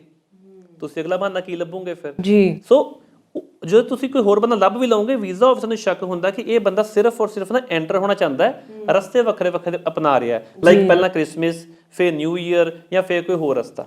ਸੋ ਬੈਟਰ ਹੁੰਦਾ ਕਿ ਆਪਣਾ ਤੁਸੀਂ ਏਮ ਰੱਖੋ ਟੂਰਿਜ਼ਮ ਦਾ ਕਿ ਮੈਂ ਸਿਰਫ ਘੁੰਮਣ ਜਾਣਾ ਜੀ, ਠੀਕ ਹੈ। ਜਾਂ ਤੁਹਾਨੂੰ ਉੱਥੋਂ ਦੀ ਕੋਈ ਇਨਵੀਟੇਸ਼ਨ ਆਈ ਹੋਵੇ, ਤਾਏ ਚਾਚੇ ਮਾਮੇ ਦੀ ਕਿਸੇ ਦੀ ਵੀ, ਤੁਹਾਡੀ ਪ੍ਰੋਫਾਈਲ ਇੱਥੇ ਅੱਛੀ ਹੋਵੇ, ਇਹ ਵੀ ਨਾਲ ਮੈਂ ਕਹਿ ਰਿਹਾ, ਤੁਹਾਡੀ ਇੱਥੇ ITR ਭਰੀ ਹੋਵੇ, ਤੁਹਾਡੀ ਇੱਥੇ ਬੈਂਕ ਬੈਲੈਂਸ ਸੋਹਣਾ ਹੋਵੇ, ਬੈਂਕ ਸਟੇਟਮੈਂਟ ਖਾਸ ਤੌਰ ਤੇ ਅੱਛੀ ਹੋਵੇ, ਔਰ ਕੋਈ ਵੀ ਦੋਸਤੋ ਫੇਕ ਡਾਕੂਮੈਂਟ ਭੁੱਲ ਕੇ ਨਾ ਲਗਾਓ। ਇਹ ਮੈਂ ਖਾਸ ਤੌਰ ਤੇ ਕਹਿ ਰਿਹਾ, ਮਾਰਕੀਟ 'ਚ ਬਹੁਤ ਲੋਕੀ ਬੈਠੇ ਇਹੋ ਜਿਹੇ ਜੋ ਕਹਿੰਦੇ ਜੀ ਤੁਸੀਂ ਤੁਹਾਡੀ ਬੈਂਕ ਸਟੇਟਮੈਂਟ ਅਸੀਂ ਲਗਾ ਦੇਵਾਂਗੇ, ਤੁਹਾਡੀ ITR ਅਸੀਂ ਕਰ ਦੇਵਾਂਗੇ। ਬਿਲਕੁਲ ਨਹੀਂ, ਕਿਉਂਕਿ ਜੇ ਤੁਹਾਡੀ ਵੈਰੀਫਿਕੇਸ਼ਨ ਹੋ ਗਈ ਡਾਕੂਮੈਂਟ ਦੀ, ਤੁਸੀਂ ਸਿੱਧਾ 10 ਸਾਲ ਵਾਸਤੇ ਬੈਨ ਹੋਵੋਗੇ ਔਰ ਦੁਬਾਰਾ ਬੈਨ ਫਿਰ ਜਲਦੀ ਟੁੱਟਣਾ ਨਹੀਂ ਹੈ। ਸੋ ਇਸ ਕਰਕੇ ਜੈਨੂਇਨ ਡਾਕੂਮੈਂਟੇਸ਼ਨ ਦੇ ਹਿਸਾਬ ਨਾਲ UK ਦੀ ਅਗਰ ਫਾਈਲ ਲਗਾਉਂਦੇ ਆ ਤਾਂ ਵੀਜ਼ਾ ਦੀ ਪੋਸੀਬਿਲਿਟੀ ਹੈਗੀ ਆ, ਬਟ ਆਪਣੀ ਟਰੈਵਲਿੰਗ ਡੇਟਸ ਜਨਵਰੀ ਜਾਂ ਫੈਬਰੀ ਦੇ ਰੱਖੋ, ਨਵਾਂ ਸਾਲ ਨਾ ਕਰੋ। ਇਹ ਵੀ ਮੰਨਿਆ ਜਾਂਦਾ ਕਿ ਜਿਹੜਾ UK ਹੈ ਉਸ ਦਾ ਵੀਜ਼ਾ ਬਹੁਤ ਮੁਸ਼ਕਿਲ ਦੇ ਨਾਲ ਲੱਗਦਾ ਹੈ ਬਾਕੀ ਕੰਟਰੀਜ਼ ਦੇ ਕੰਪੈਰੀਟਿਵਲੀ। ਕੁਝ ਹੱਦ ਤੱਕ ਆਪਾਂ ਕਹਿ ਸਕਦੇ ਜੀ, ਕਿਉਂਕਿ ਜਿਹੜਾ UK ਹੈਗਾ ਆ, ਜਦੋਂ ਤੁਸੀਂ ਆਪਣੀ ਫਾਈਲ ਸਬਮਿਟ ਕਰਵਾਉਂਦੇ ਆ, ਉਹਨੇ ਸਭ ਤੋਂ ਪਹਿਲਾਂ ਤੁਹਾਡੀ ਫਾਈਨੈਂਸ਼ੀਅਲਸ ਰੀਡ ਕਰਨੇ ਹੈਗੇ। ਉਹ ਫਾਈਨੈਂਸ਼ੀਅਲਸ ਕਈ ਵਾਰੀ ਕੀ ਹੁੰਦਾ ਹੈ, ਸ਼ੈਨਗਨ ਦੇ ਵਿੱਚ ਅਪਰੂਵ ਹੋ ਜਾਂਦੇ ਆ, ਕੈਨੇਡਾ 'ਚ ਅਪਰੂਵ ਹੋ ਜਾਂਦੇ, ਬਟ UK 'ਚ ਆ ਕੇ ਅੜ ਜਾਂਦੇ ਆ, ਕਿਉਂਕਿ UK ਤੁਹਾਡੀ ITR ਔਰ ਤੁਹਾਡੀ ਬੈਂਕ ਸਟੇਟਮੈਂਟ ਨੂੰ ਬਹੁਤ ਤਵੱਜੋ ਦਿੰਦਾ ਹੈ, ਔਰ ਈਵਨ ਵੈਰੀਫਿਕੇਸ਼ਨ ਤੱਕ ਕਰਨ ਤੇ ਆ ਜਾਂਦਾ ਹੈ। ਬੈਂਕ ਨੂੰ ਸਿੱਧਾ ਕਾਲ ਕਰਕੇ ਬੈਂਕ ਵਾਲਿਆਂ ਤੋਂ ਸਭ ਕੁਝ ਪੁੱਛ ਲੈਂਦਾ ਹੈ, ਔਰ ਕਾਫੀ ਲੋਕੀ ਰੀਸੈਂਟਲੀ ਬੈਨ ਵੀ ਹੋਏ ਨੇ। ਕਿਹਨਾਂ ਕਰਕੇ? ਸਿਰਫ ਕੁਝ ਇਹੋ ਜਿਹੇ ਏਜੰਟਸ ਕਰਕੇ ਜੋ ਕਿ ਵੱਡੀ ਅਮਾਉਂਟ ਮੰਗਦੇ ਆ ਆਫਟਰ ਵੀਜ਼ਾ, ਔਰ ਕਹਿੰਦੇ ਤੁਹਾਡੇ ਡਾਕੂਮੈਂਟ ਸਾਰੇ ਅਸੀਂ ਰੈਡੀ ਕਰਾਂਗੇ, ਬਾਅਦ ਚੋਂ ਬੈਨ ਹੁੰਦਾ, ਉਹ ਬੰਦਾ ਫਿਰ ਕਿਸੇ ਪਾਸੇ ਦਾ ਨਹੀਂ ਰਹਿੰਦਾ, ਉਹ UK ਫਿਰ ਭੁੱਲ ਜਾਵੇ ਹਮੇਸ਼ਾ ਲਈ। ਆਪਾਂ ਅਪਡੇਟਸ ਦੀ ਗੱਲ ਕਰ ਰਹੇ ਹਾਂ, ਅਮਰੀਕਾ ਦੀ ਅਪਡੇਟ ਅੱਜ ਕੱਲ ਕੀ ਚੱਲ ਰਹੀ ਹੈ? USA ਦੇ ਵਿੱਚ ਕਾਫੀ ਲੋਕੀ ਐਕਸਾਈਟਡ ਹੋ ਰਹੇ ਸੀਗੇ ਕਿ ਸ਼ਾਇਦ ਦਸੰਬਰ ਦੇ ਵਿੱਚ ਉਹ ਵੀ ਆਪਣਾ ਅਪਾਇੰਟਮੈਂਟ ਸਿਸਟਮ ਓਪਨ ਕਰਨ, ਬਟ UK ਦੇ ਵਿੱਚ ਸਿਰਫ USA ਦੇ ਵਿੱਚ ਤੁਹਾਡੇ ਬਾਇਓਮੈਟ੍ਰਿਕਸ ਤਾਂ ਹੋ ਜਾਣਗੇ, ਲੇਕਿਨ ਜਿਹੜੀ ਕਾਉਂਸਲਰ ਐਮਬੈਸੀ ਦੇ ਅੰਦਰ ਜਾ ਕੇ ਤੁਹਾਡੀ ਇੰਟਰਵਿਊ ਹੁੰਦੀ ਆ, ਉਹਦੀ ਡੇਟ ਹਲੇ ਅਵੇਲੇਬਲ ਹੀ ਨਹੀਂ ਹੈਗੀ ਆ। ਜੈਨ ਤੋਂ ਲੈ ਕੇ ਜੂਨ, ਜੁਲਾਈ, ਅਗਸਤ ਤੱਕ ਕਿਤੇ ਵੀ ਕੋਈ ਡੇਟ ਅਵੇਲੇਬਿਲਿਟੀ ਹੀ ਨਹੀਂ ਸ਼ੋ ਕਰਦਾ ਪਿਆ। ਸੋ ਉਹਨਾਂ ਨੂੰ ਹਲੇ ਵੇਟ ਕਰਨੀ ਪਏਗੀ ਦਸੰਬਰ ਦੀ। ਹੋ ਸਕਦਾ ਹੈ ਜਨਵਰੀ 2021 ਦੇ ਵਿੱਚ ਨਵਾਂ ਅਪਡੇਟ ਕੋਈ ਨਾ ਕੋਈ USA ਦਾ ਆ ਸਕਦਾ। ਮਤਲਬ ਇਹਨਾਂ ਦੀਆਂ ਅਪਾਇੰਟਮੈਂਟਸ ਨੂੰ ਹਲੇ ਟਾਈਮ ਲੱਗੂਗਾ। ਬਿਲਕੁਲ। ਜੇ ਕੋਈ ਬੰਦਾ ਆਸਟ੍ਰੇਲੀਆ ਬੈਠਾ ਆ, ਉੱਥੋਂ ਦੀ ਅਪਾਇੰਟਮੈਂਟ USA ਦੀ ਮਿਲਦੀ ਪਈ ਆ। ਜੇ ਕੋਈ ਬੰਦਾ ਕਵੇ ਕਿ ਆਸਟ੍ਰੇਲੀਆ ਤੋਂ ਮੈਂ ਬੈਠਾ ਆ, ਸਟੱਡੀ ਵੀਜ਼ਾ ਤੇ ਹੈਗਾ ਜਾਂ PR ਹੈਗਾ, ਉਹ ਚਾਹੁੰਦਾ ਕਿ ਮੈਂ USA ਘੁੰਮਣ ਜਾਣਾ, ਫੈਬਰਵਰੀ ਦੀ ਅਪਾਇੰਟਮੈਂਟ ਮਿਲਦੀ ਪਈ ਆ। ਓਕੇ। ਸੋ ਅਗਰ ਉਹ ਇੰਟਰਸਟਡ ਹੈਗੇ ਆ ਤਾਂ ਉਹ ਆਪਣਾ DS 160 ਫਾਰਮ ਹੁੰਦਾ ਹੈ, ਉਹਨੂੰ ਫਿਲ ਅਪ ਕਰਕੇ ਆਪਣੀ ਆਨਲਾਈਨ ਫੀਸ ਭਰ ਕੇ ਅਪਾਇੰਟਮੈਂਟ ਲੈ ਸਕਦੇ ਹੈਗੇ। ਤੁਸੀਂ ਇੱਕ ਬੜੀ ਸਿਆਣੀ ਗੱਲ ਕੀਤੀ ਹੈ ਕਿ ਫਰਜ਼ੀ ਕਾਗਜ਼ ਲਾ ਦਿੱਤੇ ਜਾਂਦੇ ਨੇ, ਜਾਂ ਕਈ ਵਾਰੀ ਫਿਰ ਉਹ 10 ਸਾਲ ਦੇ ਲਈ ਬੈਨ ਹੋ ਜਾਂਦਾ ਹੈ। ਹਰ ਕੰਟਰੀ ਦਾ ਅਲੱਗ-ਅਲੱਗ ਹੁੰਦਾ ਹੈ ਕਿ ਇੰਨੇ ਸਾਲ ਲਈ ਬੈਨ ਹੋ ਗਿਆ, ਇੰਨੇ ਸਾਲ ਲਈ ਬੈਨ ਹੋ ਗਿਆ, ਕਿ ਸੇਮ ਹੀ ਹੁੰਦਾ ਫਿਰ ਪੂਰੇ ਓਵਰਆਲ ਵਰਲਡ ਲਈ ਬੈਨ ਹੋ ਜਾਂਦਾ। ਅੱਛਾ ਸਵਾਲ ਪੁੱਛਿਆ। UK ਦਾ ਹੁੰਦਾ 10 ਸਾਲ ਲਈ ਬੈਨ ਜੀ, ਕੈਨੇਡਾ ਦਾ ਹੁੰਦਾ 5 ਸਾਲ ਲਈ ਬੈਨ ਜੇ ਡਾਕੂਮੈਂਟਸ ਤੁਸੀਂ ਫੇਕ ਲਗਾਓਗੇ ਜੀ, ਆਸਟ੍ਰੇਲੀਆ 2-3 ਸਾਲ ਦਾ ਹੁੰਦਾ ਹੈ ਜੀ, USA ਦਾ ਡਿਫਰੈਂਟ ਸਿਸਟਮ, ਕਿਉਂਕਿ ਉੱਥੇ ਡਾਕੂਮੈਂਟੇਸ਼ਨ ਜਾਂਦੀ ਨਹੀਂ ਹੈ, ਉੱਥੇ ਫੇਸ ਟੂ ਫੇਸ ਇੰਟਰਵਿਊ ਹੁੰਦੀ ਹੈ। ਸੋ ਜਦੋਂ ਕੋਈ ਬੰਦਾ ਇੱਕ ਕੰਟਰੀ ਤੋਂ ਬੈਨ ਹੋ ਜਾਂਦਾ ਆ ਤਾਂ ਉਹ ਦੂਸਰੇ ਕੰਟਰੀ ਤੋਂ ਅਪਲਾਈ ਕਰਦਾ ਹੈ ਤਾਂ ਉਹਦਾ ਵੀਜ਼ਾ ਲੱਗ ਸਕਦਾ ਹੈ, ਕਿਉਂਕਿ ਪਹਿਲਾਂ ਹੁੰਦੀ ਸੀ ਸਟੈਂਪਸ ਲੱਗਦੇ ਆ ਪਾਸਪੋਰਟ ਤੇ, ਉਦੋਂ ਖਤਮ ਹੋ ਚੁੱਕੀਆਂ। ਹੁਣ ਸਪੋਜ਼ ਕੋਈ UK ਤੋਂ ਬੰਦਾ ਬੈਨ ਹੋਇਆ, ਅਗਰ ਉਹ ਕੈਨੇਡਾ 'ਚ ਅਪਲਾਈ ਕਰਦਾ ਆ ਤਾਂ ਉਹ ਵੀਜ਼ਾ ਗ੍ਰਾਂਟ ਹੋ ਸਕਦਾ ਹੈ। ਬਟ ਅਗਰ ਕੈਨੇਡਾ ਨੂੰ ਤੇ ਸ਼ੱਕ ਪੈਂਦੀ ਕਿਸੇ ਵੀ ਤਰ੍ਹਾਂ ਦੀ ਔਰ ਉਹ ਵੈਰੀਫਿਕੇਸ਼ਨ ਚਲੇ ਜਾਂਦਾ ਆ ਤਾਂ ਫਿਰ ਪ੍ਰੋਬਲਮ ਹੋ ਸਕਦੀ, ਉਹ ਕੈਨੇਡਾ ਤੋਂ ਵੀ ਫਿਰ ਬੈਨ ਹੋ ਸਕਦਾ, ਕਿਉਂਕਿ ਹਰ ਕੰਟਰੀ ਪਹਿਲਾਂ ਪੁੱਛਦਾ ਹੁੰਦਾ ਫਾਰਮ ਦੇ ਵਿੱਚ ਕਿ ਕਿਸੇ ਤੁਸੀਂ ਕੰਟਰੀ ਤੋਂ ਬੈਨ ਤਾਂ ਨਹੀਂ ਹੈਗੇ ਜੀ। ਬਿਲਕੁਲ। ਤਾਂ ਤੁਸੀਂ ਨੋ ਕਰੋਗੇ ਔਰ ਕੱਲ ਨੂੰ ਫੜੇ ਜਾਂਦੇ ਆ ਫਿਰ ਤੇ ਤੁਸੀਂ 100% ਬੈਨ ਹੋਗੇ ਉਸ ਕੰਟਰੀ ਤੋਂ। ਬਿਲਕੁਲ ਬਿਲਕੁਲ ਜੀ। ਤੇ ਜਿੱਦਾਂ ਕੈਨੇਡਾ ਜਿਹੜਾ ਹੈ ਉਹ ਫੈਮਿਲੀ ਵੀਜ਼ਾ ਨੂੰ ਜ਼ਿਆਦਾ ਪਹਿਲ ਦਿੰਦਾ ਹੈ ਨਾ, ਉੱਥੇ ਜ਼ਿਆਦਾ ਵੀਜ਼ਾ ਲੱਗਦੇ ਨੇ ਫੈਮਿਲੀ ਵੀਜ਼ਾ ਦੇ। ਅਮਰੀਕਾ ਤੇ ਜਿਹੜਾ ਇੰਗਲੈਂਡ ਹੈ ਉਹ ਕਿੱਦਾਂ ਦੇ ਜਿਹੜਾ ਵੀਜ਼ਾ ਹੈ ਉਹਨੂੰ ਜ਼ਿਆਦਾ ਮੂਹਰੇ ਰੱਖਦਾ ਹੈ? ਕੈਨੇਡਾ ਜਿੱਦਾਂ ਸਟੱਡੀ ਵੀਜ਼ਾ ਨੂੰ ਵੀ ਬਹੁਤ ਪਹਿਲ ਦਿੰਦਾ, ਅਮਰੀਕਾ ਤੇ ਇੰਗਲੈਂਡ ਦੇ ਵਿੱਚ ਕਿਹੜਾ ਜ਼ਿਆਦਾ? ਪਾਲਿਸੀਜ਼ ਹੈ। ਇੰਗਲੈਂਡ ਦੀ ਪਾਲਿਸੀ ਇੱਕੋ ਹੈਗੀ ਆ ਕਿ ਸਟੂਡੈਂਟਸ ਨੂੰ ਬੁਲਾਓ ਜੀ, ਪੜੋ, ਪੜ ਕੇ ਉਹ ਵਾਪਸ ਚਲੇ ਜਾਓ ਜੀ। ਬਿਲਕੁਲ, ਦੈਟਸ ਇਟ। ਉੱਥੇ ਤੁਸੀਂ 2010-11 ਦੀ ਵੀ ਅਗਰ ਰਿਸਰਚ ਕਰੋਗੇ ਜਾਂ ਰਿਕਾਰਡ ਚੈੱਕ ਕਰੋਗੇ ਤਾਂ ਉਦੋਂ ਬਹੁਤ ਬੱਚੇ ਬੁਲਾਏ ਸੀਗੇ ਔਰ ਉਹਨਾਂ ਨੂੰ ਬਾਅਦ ਚੋਂ ਵਾਪਸ ਤੋਂ ਦਿੱਤਾ ਗਿਆ ਸੀ। ਠੀਕ ਹੈ, ਕਿੰਨੇ ਕਾਲਜ ਫਲॉप ਸ਼ੋ ਹੋ ਗਏ ਸੀ, ਕਾਲਜ ਬੰਦ ਹੋ ਗਏ ਸੀਗੇ, ਕਿੰਨਾ ਕੁਝ ਹੋਇਆ ਸੀਗਾ। ਅਗਰ USA ਦੀ ਗੱਲ ਕਰੀਏ, USA ਦੀ ਪਾਲਿਸੀ ਜਦੋਂ ਓਬਾਮਾ ਜੀ ਹੁੰਦੇ ਸੀਗੇ ਉਦੋਂ ਅੱਛੀ ਸੀ, ਉਦੋਂ ਬੱਚੇ ਪੜਨ ਜਾਂਦੇ ਸੀ ਔਰ ਪੱਕੇ ਵੀ ਹੋਏ, ਔਰ ਉਸ ਟਾਈਮ ਕਿੰਨੇ IT ਪਰਸਨਸ ਨੂੰ ਵੀਜ਼ਾ ਦਿੱਤੇ ਵੀ ਗਏ, ਉਹਨਾਂ ਦੇ ਸਪਾਊਸ ਨੂੰ ਵੀਜ਼ਾ ਦਿੱਤੇ ਗਏ ਸੀ ਜੀ। ਕੈਨੇਡਾ ਦੀ ਪਾਲਿਸੀ ਟੋਟਲੀ ਡਿਫਰੈਂਟ ਹੈ। ਕੈਨੇਡਾ ਇਮੀਗ੍ਰੇਸ਼ਨ ਨੂੰ ਬਹੁਤ ਪ੍ਰਮੋਟ ਕਰ ਰਿਹਾ, ਉਹ ਕਹਿੰਦਾ ਸਟੂਡੈਂਟਸ ਇੱਥੇ ਆਣ ਔਰ ਸਕੋ ਪੋਸਟ ਗ੍ਰੈਜੂਏਟ ਵਰਕ ਪਰਮਿਟ ਵੀ ਲੈਣ ਔਰ ਬਾਅਦ ਚੋਂ ਆਪਣੀ PR ਵੀ ਅਪਲਾਈ ਕਰਨ, ਔਰ ਕੱਲ ਨੂੰ ਸਿਟੀਜ਼ਨਸ਼ਿਪ ਵੀ ਅਪਲਾਈ ਕਰਨ, ਠੀਕ, ਇੰਨੀ ਦੂਰ ਤੱਕ ਸੋਚਦੇ ਆ। ਪੀਆਰ ਨੂੰ ਵੀ ਬਹੁਤ ਪ੍ਰਮੋਟ ਕਰ ਰਹੇ ਆ, ਫੈਮਿਲੀਜ਼ ਨੂੰ ਬਹੁਤ ਪ੍ਰਮੋਟ ਕਰ ਰਹੇ ਆ। ਫੈਮਿਲੀ ਕਲਾਸ ਕਿਹੜੀ ਵਾਲੀ ਮੈਂ ਕਹਿ ਰਿਹਾ ਆ, ਟੂਰਿਸਟ ਵਾਲੀ ਨਹੀਂ ਕਹਿ ਰਿਹਾ, ਫੈਮਿਲੀ ਕਲਾਸ ਦੂਸਰੀ ਕਿ ਪੂਰੇ ਪਰਿਵਾਰ ਜਦੋਂ ਉੱਥੇ ਸ਼ਿਫਟ ਹੁੰਦੇ ਹੈਗੇ ਪੀਆਰ ਹੁੰਦੇ, ਉਹ ਵਾਲੀ ਉਹਨੂੰ ਟਾਈਮ ਲੱਗਦਾ, ਉਹ ਘੱਟੋ ਘੱਟ ਵੀ 10 ਸਾਲ ਦਾ ਗੈਪ ਹੁੰਦਾ। ਅਮਰੀਕਾ ਨੂੰ ਤੇ ਲੱਗ ਜਾਂਦਾ, ਅਮਰੀਕਾ ਦੇ ਵਿੱਚ ਵੀ ਇਸੇ ਤਰ੍ਹਾਂ ਆ, ਕੋਈ ਭੈਣ ਭਰਾ ਉੱਥੇ ਬੈਠਾ ਹੋਇਆ ਆ, ਉਹ ਇੱਥੇ ਪੇਪਰ ਉੱਥੇ ਅਪਲਾਈ ਕਰ ਦਿੰਦੇ ਹੁੰਦੇ, 10-10 ਸਾਲ ਬਾਅਦ ਜਾ ਕੇ ਨੰਬਰ ਆਉਂਦੇ ਆ। ਇਹ ਇੰਨਾ ਟਾਈਮ ਕਿਉਂ ਲੱਗਦਾ? ਅਕਸਰ ਸਾਡੇ ਦਿਮਾਗ 'ਚ ਇਹ ਸਵਾਲ ਆਉਂਦਾ ਹੈ ਕਿ ਇੰਨੇ ਸਾਲ ਲੱਗ ਜਾਂਦੇ ਨੇ, ਮਤਲਬ ਕਿ ਬੰਦੇ ਨੂੰ ਚੇਤਾ ਵੀ ਭੁੱਲ ਜਾਂਦਾ ਮੈਂ ਪੇਪਰ ਅਪਲਾਈ ਕੀਤੇ ਸੀ। ਕਿਉਂਕਿ ਦੇਖੋ ਜੀ, ਇਹਦੇ ਵਿੱਚ ਹੁੰਦੀ ਹੈ ਫੈਮਿਲੀ ਕਲਾਸ, ਪਹਿਲੀ ਗੱਲ ਤਾਂ ਇਹਦੇ ਵਿੱਚ ਤੁਹਾਡਾ ਇਹ ਨਹੀਂ ਹੈ ਕਿ ਹਾਂਜੀ ਆਹ ਰਿਕਮੈਂਡੇਸ਼ਨ ਤੁਹਾਨੂੰ ਆਈਲੈਟਸ ਕਰ ਲਓ, ਆਹ ਕਰ ਲਓ, ਤੁਸੀਂ ਜਿੱਦਾਂ ਦੇ ਹੈਗੇ ਆ ਤੁਹਾਨੂੰ ਇਨਵੀਟੇਸ਼ਨ ਆ ਜਾਣਾ, ਪੂਰਾ ਪਰਿਵਾਰ ਤੁਹਾਡਾ ਉੱਥੇ ਪੀਆਰ ਹੋ ਜਾਣਾ, ਗ੍ਰੀਨ ਕਾਰਡ ਹੋ ਜਾਣਾ ਜੀ। ਹੁਣ ਉਹਦੇ ਵਿੱਚ ਨਾ ਟਾਈਮ ਕਿਉਂ ਲੱਗਦਾ? ਕਿਉਂਕਿ ਇਹ ਐਪਲੀਕੇਸ਼ਨ ਇੱਕ ਇਨਸਾਨ ਦੀ ਨਹੀਂ ਆ, ਇਹ ਐਪਲੀਕੇਸ਼ਨ ਬਹੁਤ ਇਨਸਾਨ ਦੀ, ਔਰ ਇਕੱਲੇ ਇੱਕ ਕੰਟਰੀ ਤੋਂ ਨਹੀਂ ਹੈ, ਇਹ ਇੰਡੀਆ ਤੋਂ ਵੀ ਹੈ, ਇਹ ਮੈਕਸੀਕੋ ਤੋਂ ਵੀ ਆ, ਇਹ ਯੂਰਪ ਤੋਂ ਵੀ ਆ, ਕਿੰਨੇ ਥਾਵਾਂ ਤੋਂ ਲੋਕਾਂ ਨੇ ਪਾਈਆਂ ਹੋਈਆਂ। ਚਾਈਨਾ ਵਾਲੇ ਵਿੱਚ ਇੰਕਲੂਡ ਹੈਗੇ ਆ, ਇੰਡੀਆ ਵਾਲੇ ਵਿੱਚ ਇੰਕਲੂਡ ਹੈਗੇ ਆ। ਸੋ ਜਿੰਨੀਆਂ ਫਾਈਲਸ ਆਈ ਜਾ ਰਹੀਆਂ ਔਰ ਉਨਾਂ ਉਹ ਡਿਲੇ ਹੋਈ ਜਾ ਰਹੀ ਹੈ, ਕਿਉਂਕਿ ਇੱਕ ਇੱਕ ਫਾਈਲ ਨੂੰ ਕਾਫੀ ਟਾਈਮ ਲੱਗਦਾ ਹੈ। ਵਾਈ? ਬਿਕੋਜ਼ ਫੈਮਿਲੀ ਮੈਂਬਰ ਕਿੰਨੇ, ਹੁਣ ਇੱਕ ਪਰਿਵਾਰ 'ਚ 4 ਜੀ ਆ, ਇੱਕ ਦੇ ਵਿੱਚ 10 ਜੀ ਆ, ਸੋ ਉਹਨਾਂ ਨੂੰ ਟਾਈਮ ਲੱਗਦਾ ਕੱਲੇ ਦੀ ਰਿਪੋਰਟ ਚੈੱਕ ਕਰਨੀ। ਔਰ ਦੇਖੋ ਜਦੋਂ 10 ਸਾਲ ਬਾਅਦ ਜਾ ਕੇ ਦੇਖਣਾ, ਹੁਣ ਜਦੋਂ ਅਪਲਾਈ ਕੀਤਾ ਸੀਗਾ ਉਸ ਟਾਈਮ ਪਤਾ ਨਹੀਂ 3 ਜੀ ਸੀਗੇ, ਜੋ 10 ਸਾਲ ਬਾਅਦ ਜਦੋਂ ਅਪਰੂਵਲ ਆਣੀ ਆ ਉਦੋਂ ਪਤਾ ਨਹੀਂ 4 ਤੇ 5 ਜੀ ਹੋ ਜਾਣੇ ਆ। ਸੋ ਇਸ ਕਰਕੇ ਉਹ ਕੱਲੀ ਚੀਜ਼ ਨੂੰ ਵੈਰੀਫਿਕੇਸ਼ਨ ਕਰਦੇ ਆ, ਫਿਰ ਜਾ ਕੇ ਕਿਤੇ ਅਪਰੂਵਲ ਮਿਲਦੀ ਜੀ। ਦੈਟਸ ਵਾਈ ਟਾਈਮ ਪੀਰੀਅਡ ਜ਼ਿਆਦਾ ਜੀ। ਤੇ ਅਮਰੀਕਾ 'ਚ ਕ੍ਰਿਸਮਸ ਤੇ ਨਿਊ ਈਅਰ ਤੇ ਕੋਈ ਟੂਰਿਸਟ ਵੀਜ਼ਾ ਦੇ ਰਾਹ ਖੁੱਲ ਰਹੇ ਆ? ਹਲੇ ਮੈਮ ਅਪਾਇੰਟਮੈਂਟ ਨਹੀਂ ਮਿਲ ਰਹੀ। USA ਦੇ ਵਿੱਚ ਤਾਂ ਤੁਸੀਂ ਅਪਾਇੰਟਮੈਂਟ ਹੀ ਨਹੀਂ ਮਿਲ ਰਹੀ, ਤੁਸੀਂ ਜਾਓਗੇ ਕਿੱਦਾਂ? ਔਰ ਅਗਰ ਤੁਸੀਂ ਕਹਿੰਦੇ ਮੇਰੇ ਕੋਲ ਵੀਜ਼ਾ ਹੈਗਾ, ਮੈਂ ਟਰੈਵਲ ਕਰਨਾ ਚਾਹੁੰਦੀ ਆ, ਤਾਂ ਉਹਨਾਂ ਨੇ ਉਸ ਚੀਜ਼ ਨੂੰ ਇਨਕਾਰ ਕੀਤਾ ਹੋਇਆ। ਉਹਨਾਂ ਸਿਰਫ ਅਸੈਂਸ਼ੀਅਲ ਸਰਵਿਸ ਵਾਸਤੇ ਓਪਨ ਕੀਤਾ ਕਿ ਜਿਹਨਾਂ ਨੂੰ ਬਹੁਤ ਜ਼ਰੂਰੀ ਕੰਮ ਹੈਗੇ ਆ, ਸਿਰਫ ਉਹੀ ਲੋਕੀ ਆਣ, ਟੂਰਿਜ਼ਮ ਪਰਪਸ ਲਈ ਨਾ ਆਓ। ਜਿਹੜਾ ਕੋਈ ਕੈਨੇਡਾ ਵੀਜ਼ਾ ਹੈਗਾ ਉਹ ਵੀ ਨਹੀਂ ਹਲੇ ਜਾ ਸਕਦੇ, ਸਿਰਫ ਅਸੈਂਸ਼ੀਅਲ ਸਰਵਿਸਿਜ਼ ਵਾਸਤੇ ਜਾ ਸਕਦੇ। ਜੀ। ਸੋ ਈਵਨ ਜਿਹੜਾ ਕੋਈ UK ਵੀਜ਼ਾ ਹੈਗਾ ਆ, ਉਹ ਵੀ ਅਗਰ ਕਹਿਣਾ ਜੀ ਮੈਂ ਉੱਥੇ ਟੂਰਿਜ਼ਮ ਲਈ ਘੁੰਮਣ ਜਾਣਾ ਚਾਹੁੰਦਾ ਆ, ਉਹ ਵੀ ਨਹੀਂ। ਜਿਹੜਾ ਤੁਸੀਂ ਪਰਪਸ ਦਿੱਤਾ ਸੀਗਾ, ਜਿਸ ਪਰਪਸ ਤੇ ਤੁਹਾਨੂੰ ਵੀਜ਼ਾ ਮਿਲਿਆ ਸੀਗਾ, ਜੋ ਤੁਸੀਂ ਟਰੈਵਲਿੰਗ ਡੇਟਸ ਪਾਈਆਂ ਸੀਗੀਆਂ, ਉਹਨਾਂ ਡੇਟਸ ਤੇ ਹੀ ਤੁਸੀਂ ਜਾਓਗੇ, ਉਦੋਂ ਤੁਹਾਨੂੰ ਅਲਾਉਡ ਨਹੀਂ ਕਰੋਗੇ। ਰਣਜੀਤ ਸਿੰਘ ਜੀ, ਤੁਸੀਂ ਬਹੁਤ ਵਧੀਆ ਜਾਣਕਾਰੀ ਦਿੱਤੀ ਹੈ, ਪਰ ਮੈਂ ਜਾਂਦੇ ਤੁਹਾਡੇ ਤੋਂ ਇੱਕ ਮੈਸੇਜ ਜ਼ਰੂਰ ਲੈਣਾ ਚਾਹੂੰਗੀ। ਬਿਲਕੁਲ ਜੀ, ਮੈਂ ਸਾਰੇ ਸਰੋਤਿਆਂ ਨੂੰ ਕਹਿਣਾ ਚਾਹੂੰਗਾ ਕਿ ਮੇਰਾ ਆਪਣਾ ਇੱਕ ਵੀਜ਼ਾ ਹੱਬ ਚੈਨਲ ਚੱਲਦਾ ਹੈ YouTube ਤੇ। ਤੁਸੀਂ ਅਗਰ ਆਪ ਖੁਦ ਆਪਣੇ ਲੈਵਲ ਤੇ ਆਪਣਾ ਵੀਜ਼ਾ ਅਪਲਾਈ ਕਰਨਾ ਚਾਹੁੰਦੇ ਆ, ਤੁਸੀਂ ਉਸ ਚੈਨਲ ਤੇ ਜਾ ਕੇ ਖੁਦ ਸਟੱਡੀ ਕਰਕੇ ਆਪਣੀ ਫਾਈਲ ਖੁਦ ਅਪਲਾਈ ਕਰ ਸਕਦੇ। ਜਿਵੇਂ ਕਿ ਤੁਸੀਂ ਪੁੱਛਿਆ ਸੀਗਾ ਕਿ ਕਿਸੇ ਕੰਸਲਟੈਂਟ ਕੋਲ ਜਾਈਏ ਕਿ ਨਾ ਜਾਈਏ। ਸੋ ਅਗਰ ਉਹ ਚੈਨਲ ਤੇ ਤੁਸੀਂ ਜਾਓਗੇ ਤਾਂ ਤੁਸੀਂ England, America, Canada, New Zealand, Australia, ਸਾਰੇ ਕੰਟਰੀਜ਼ ਦੇ ਤੁਸੀਂ ਵੀਜ਼ਾ ਖੁਦ ਅਪਲਾਈ ਆਪਣੇ ਲੈਵਲ ਤੇ ਕਰ ਸਕਦੇ ਹੋ। ਔਰ ਜਦੋਂ ਵੀ ਕਰਨੇ ਦੋਸਤੋ, ਇੱਕ ਰਿਕੁਐਸਟ ਹੈ, ਫੇਕ ਡਾਕੂਮੈਂਟ ਪਲੀਜ਼ ਕਰੀ ਨਾ ਲਾਓ, ਜੈਨੂਇਨ ਡਾਕੂਮੈਂਟਸ ਲਾਓ। ਜੀ ਬਿਲਕੁਲ, ਬਹੁਤ ਸਹੀ ਗੱਲ ਕੀਤੀ ਹੈ ਕਿ ਤੁਸੀਂ ਝੂਠ ਨਹੀਂ ਬੋਲਣਾ, ਸੱਚ ਬੋਲਣਾ ਹੈ। ਬੇਸ਼ੱਕ ਵੀਜ਼ਾ ਲੱਗਦਾ ਨਹੀਂ ਲੱਗਦਾ, ਕਿਉਂਕਿ ਝੂਠ ਬੋਲਦੇ ਹੋ ਜੇ ਪਕੜੇ ਜਾਂਦੇ ਹੋ ਫਿਰ ਕਾਫੀ ਟਾਈਮ ਦੇ ਲਈ ਬੈਨ ਹੋ ਜਾਂਦੇ ਹੋ। ਔਰ ਜਾਗਰੂਕਤਾ ਬਹੁਤ ਜ਼ਰੂਰੀ ਚੀਜ਼ ਹੈ। ਅਸੀਂ ਇੰਟਰਨੈਟ ਦੇ ਉੱਤੇ ਹੋਰ ਬਹੁਤ ਕੰਮ ਕਰਦੇ ਹਾਂ, ਬੜਾ ਕੁਝ ਕਰਨਾ ਜਾਣਦੇ ਹਾਂ। ਅਜਿਹੀਆਂ ਕੰਮ ਦੀਆਂ ਚੀਜ਼ਾਂ ਨੂੰ ਇੰਟਰਨੈਟ ਦੇ ਉੱਤੇ ਕਰੀਏ ਤਾਂ ਜੋ ਅਸੀਂ ਫੇਕ ਜਿਹੜੇ ਕੰਸਲਟੈਂਟ ਨੇ ਉਹਨਾਂ ਤੋਂ ਅਸੀਂ ਬਚ ਕੇ ਆਪਣੇ ਲਾਈਫ ਦੇ ਵਿੱਚ ਜਿਹੜੇ ਸਾਡੇ ਗੋਲਸ ਨੇ ਵਿਦੇਸ਼ਾਂ ਦੇ ਵਿੱਚ ਜਾ ਕੇ ਕੁਝ ਕਮਾਉਣ ਦੇ, ਕੁਝ ਮਤਲਬ ਪਾਉਣ ਦੇ, ਉਹ ਜ਼ਰੂਰ ਪੂਰੇ ਕਰੀਏ। ਫਿਲਹਾਲ ਹੁਣ ਪ੍ਰੋਗਰਾਮ ਜਿਹੜਾ ਪੰਜਾਬ ਅਬਰੋਡ ਉਹ ਮੈਂ ਇੱਥੇ ਖਤਮ ਕਰ ਰਹੀ ਹਾਂ, ਕਿਉਂਕਿ ਜਿਹੜਾ ਟਾਈਮ ਹੈ ਇਜਾਜ਼ਤ ਨਹੀਂ ਦੇ ਰਿਹਾ। ਰਣਜੀਤ ਸਿੰਘ ਜੀ, ਤੁਸੀਂ ਇਸ ਪ੍ਰੋਗਰਾਮ ਦੇ ਵਿੱਚ ਆਏ, ਤੁਹਾਡਾ ਬਹੁਤ ਬਹੁਤ ਸ਼ੁਕਰੀਆ। ਬਰੁਣ ਕੌਰ ਮਾਨੂੰ ਦਿਓ ਆਗਿਆ ਤੇ ਤੁਸੀਂ ਦੇਖਦੇ ਰਹੋ ਪੰਜਾਬ ਮੇਲ USA TV ਚੈਨਲ।